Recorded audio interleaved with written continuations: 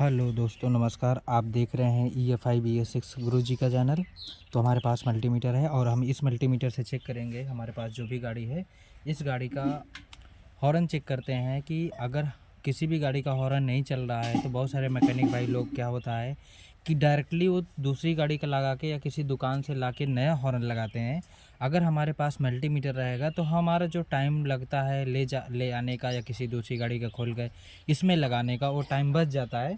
तो सिंपलता हम मल्टीमीटर से भी चेक कर सकते हैं कि हॉर्न हमारा सही है कि ख़राब है। और आगे आ जाइए। तो मल्टीमीटर में सबसे पहले हम 20 वोल्टेज पे सेट करते हैं। 20 वोल्टेज पे मल्टीमीटर सेट करेंगे तो इसमें वोल्टेज शो होगा। तो फटाफट हम कनेक्शन को हटा लेते हैं हॉर्न का। ये दो वायर आ गया, थोड़ा पास में दिखाइए। ये दो वायरिंग हार्नेस आ गया उसका हॉर्न का। तो अभी हम मल्टीमीटर से चेक करते हैं इसमें अगर वोल्टेज आ रहा होगा, क्योंकि वोल्टेज सही हॉर्न ऑन होता है। तो हम इग्निशन स्विच को ऑन कर लिए हैं और इन दोनों प्रोब में लगाएंगे, मल्टीमीटर को सेट करेंगे। और अगर इसमें वोल्टेज दिख जाएगा तो इसका मतलब ये हमारा सही है, अगर नहीं आएगा तो ये ख़राब होगा। वोल्टेज नहीं आया तो ख़राब होगा। तो अभी नहीं आ रहा है, तो वोल्टेज नहीं आ रहा है तो इधर हॉर्न में दिखाइएगा। हॉर्न का स्विच ऑन करते हैं और ऑन करते ही इसमें देखते हैं कि 12.63 यानी 12.63। अब क्योंकि माइनस में इसलिए दिखा रहा है कि हमने प्रोब को गलत लगाया है, तो हम प्रोब को चेंज कर देंगे और दोबारा चेक करते हैं।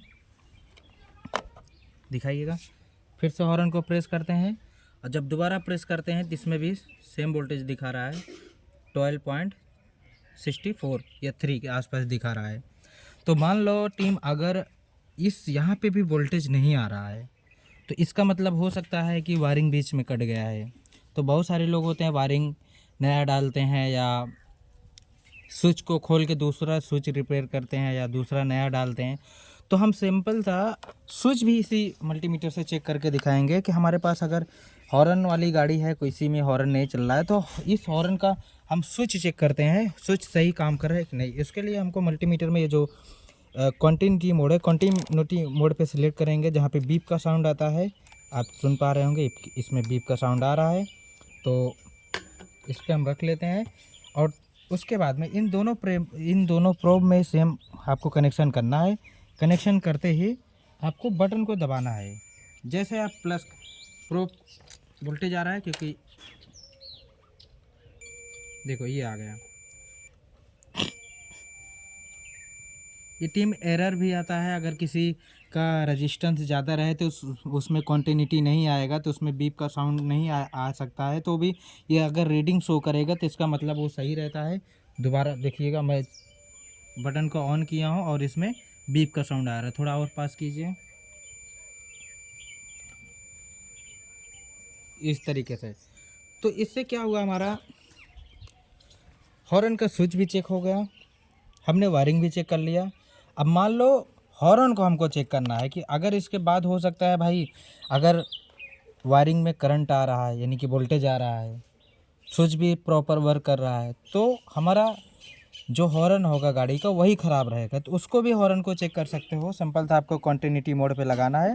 कॉन्टिन्यूटी मोड पे लगाने के बाद में जब दोनों हॉर्न के दोनों प्रोब पे आप लगाओगे, थोड़ा इधर आ जाइए।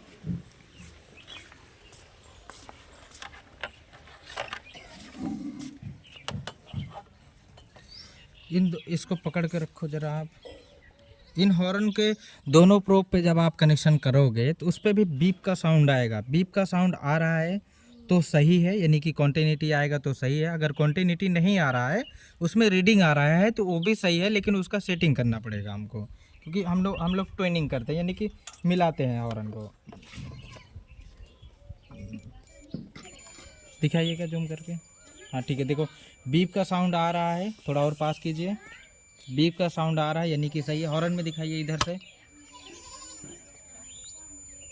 इधर से दिखाइए थोड़ा।